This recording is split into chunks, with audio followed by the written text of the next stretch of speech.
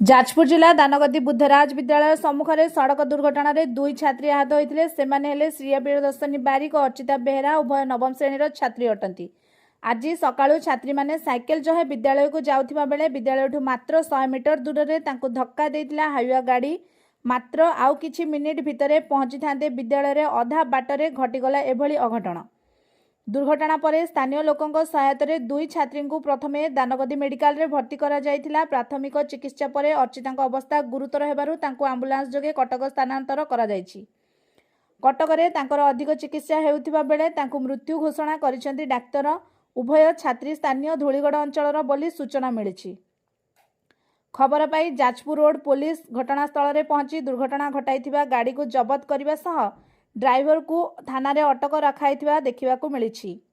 1 घंटारू ऊर्ध्व समय धरी स्थानीय लोकों द्वारा जाजपुर रोड कलिंगनगर रास्ता अवरोध कराजिबा सह घटनास्थल रे उत्तेजना प्रकाश पाइथिला।